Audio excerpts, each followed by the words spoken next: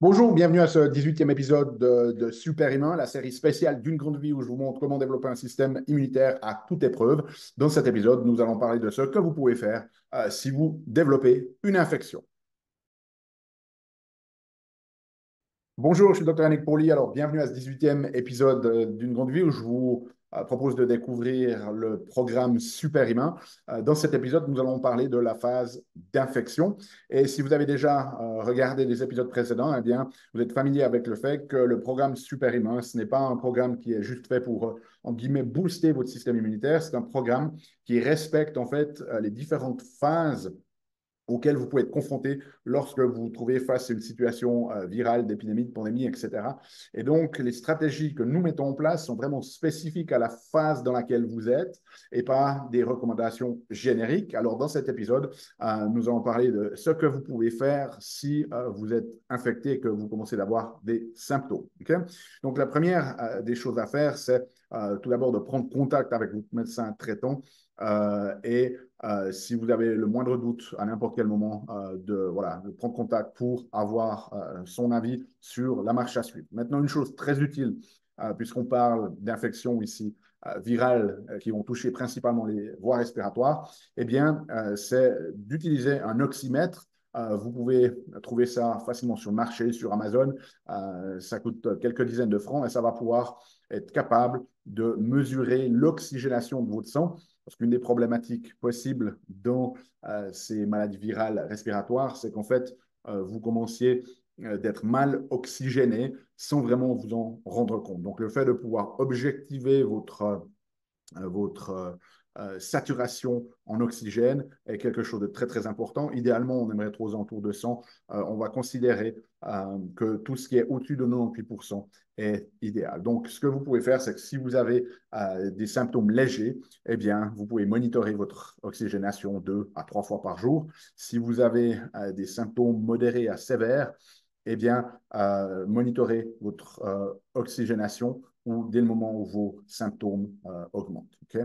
Et la notion ici, c'est que si votre oxygénation descend en dessous de 95, ce qui serait bien aussi, c'est avant même d'être en situation de crise, que vous ayez une baseline de votre propre oxygénation, parce que si vous êtes déjà habituellement à 95, 96, 97, il faut que vous fassiez des choses pour améliorer ça. Mais la notion ici, c'est que vous monitorez au repos votre saturation en oxygène et vous pouvez la prendre tous les 2 minutes pendant une dizaine de minutes et vous regardez ce qui se passe. Et si vous voyez que ce niveau, donc si vous avez un niveau qui est en dessous de 95, si ce niveau reste inférieur à 95, eh bien, appelez votre médecin ou appelez une permanence ou rendez-vous dans une permanence pour qu'il vous contrôle. Si cette saturation est normale au repos, c'est-à-dire qu'elle est en dessus de 95 et que vos symptômes sont légers, ce que vous pouvez faire, c'est faire aussi un test à l'effort. Vous pouvez faire une quarantaine de pas au plat et vous retestez votre oxygénation. Si votre niveau d'oxygène baisse de plus de 3% entre le repos et ce premier test à l'effort, appelez votre médecin pour lui demander la marche à suivre. Si ce test numéro 1 est dans la norme, c'est-à-dire que votre oxygénation ne change pas de plus de 3%. Vous pouvez faire un deuxième test, vous faites des abdominaux pendant 30 secondes et vous remesurez après. La même chose, si vous avez une baisse de plus de 3% entre votre baseline de repos et ce test numéro 2, eh bien, appelez votre médecin pour l'informer et voir ce qu'il vous conseille de faire. Dans les mesures de protection contre l'infection, bien, lavez-vous les mains, évitez au maximum de boucher les yeux, le nez et la bouche. Et puis, vous pouvez utiliser un nettoyage à la povidone iodée dans la bouche et dans le nez 4 fois par jour. C'est quelque chose que j'ai décrit dans les épisodes précédents. Ensuite, dans les fondamentaux du style de vie, eh bien, maximisez votre sommeil, reposez-vous pendant la journée, réduisez vos stress. Vous pouvez quand même avoir une activité physique si vos symptômes sont légers, mais adaptez-la à votre situation. On va parler aussi de ce que vous pouvez faire en termes d'alimentation et de traitement manuel. Donc, si les symptômes sont modérés à sévères, au point où vous êtes alité, eh bien, bien évidemment, vous pouvez mettre de côté cette activité physique. Si les symptômes que vous avez ne vous touche finalement que les sensations un petit peu au niveau de la tête et du haut du corps ici, et que votre oxygénation est supérieure à 95, eh bien, vous pouvez adapter votre activité physique. Moi, je partirais quand même vraiment sur quelque chose de peu demandant comme du yoga, du tai chi ou du qigong et les exercices d'entraînement musculaire respiratoire dont j'ai parlé dans des épisodes précédents qui sont très utiles. Si les symptômes touchent l'ensemble de votre corps, hein, vous avez des douleurs musculaires, abdominales, des troubles respiratoires, etc., eh bien, arrêtez momentanément tout exercice d'aérobie, d'exercice de résistance, exercice par intervalle. Vous pouvez continuer de faire un petit peu de yoga et tai chi à tolérance. Okay? De nouveau, monitorez toujours votre oxygénation après une activité physique. C'est-à-dire que si vous décidez quand même de faire un peu de yoga pour rester un peu en mouvement et que vous voyez que ça baisse votre oxygénation de plus de 3 points entre l'avant et après, eh bien, mettez en pause également. Ensuite, dans les fondamentaux, mettez en place une alimentation anti-inflammatoire dès le moment où vous avez ces symptômes. De toute façon, en général, quand vous avez une infection, vous aurez de toute façon moins envie de manger. Dans les fondamentaux de la supplémentation, vitamine D, okay, de nouveau, si vous avez eu des marqueurs sanguins, c'est optimal.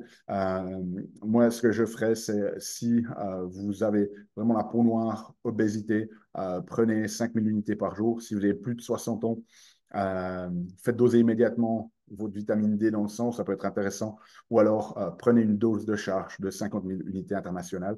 Ensuite, vous pouvez passer et prendre les autres éléments. Ici, très certainement, le plus intéressant, c'est le zinc, 75 mg par jour. Vous pouvez même l'utiliser, en fait, c'est encore plus efficace en pastille à sucer. Vous laissez bien dissoudre dans la bouche. Et là, vous pouvez même en consommer tous les 2 à 4 heures.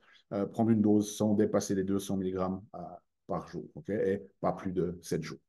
Ensuite, vous pouvez soutenir votre réponse antivirale avec différents éléments. Si vous êtes en bonne santé, eh bien, vous pouvez supplémenter par exemple avec du sureau, Sambucus nigra, pendant 5 jours. Un peu de vitamine K aussi peut être très utile. Si vous avez des facteurs de risque ou de l'obésité, vous pouvez supplémenter avec de la quercétine, du sureau, de la vitamine K et même éventuellement du palmitoyl-étalonamide.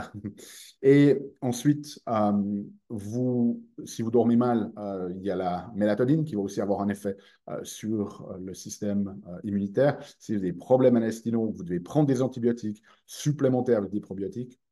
Si vous êtes stressé, le magnésium. Et puis, si vous voulez vraiment maximiser vos compétences immunitaires, vous pouvez aussi utiliser de l'ail ou de la lysine stabilisée, 180 mg par jour, ou vous consommez une gousse d'ail entière par jour, fraîchement pressée. Vous les laissez à l'air pendant une dizaine de minutes et ensuite vous la consommez toute seule. Ça va aussi aider à booster en fait, ces fonctions antivirales au niveau du système immunitaire. Si vous voulez stimuler les cellules naturales killer dans la phase d'infection, différents produits à disposition, l'astragale, l'endographis, les champignons reishi. Si vous êtes en bonne santé, moi, je partirais en fonction, vraiment, si vous avez quelque chose de léger, je ne supplémenterai même pas, mais si vous avez quelque chose de modéré, sévère, carabiné, je prendrai un de ces produits à choix sur les 3. Si vous souffrez de facteurs de risque ou d'obésité, vous pouvez prendre les dosages de 2 de ces produits. Pour la réponse TH1 en phase d'infection, de nouveau différentes solutions à disposition. Si vous êtes en bonne santé générale, vous pouvez choisir un de ces éléments-là. En général, moi, je recommande de l'échinacée, qui est le plus simple à trouver. Si vous avez des facteurs de risque ou de l'obésité, vous pouvez partir sur 2 des 3 produits. La phase anti-inflammatoire, si vous êtes en bonne santé et que vous avez une CRP, alors ça, c'est un marqueur inflammatoire et bien évidemment, vous avez besoin d'une prise de sang pour déterminer ça. Mais si sur vos analyses, les dernières analyses en date, vous étiez à moins de 1.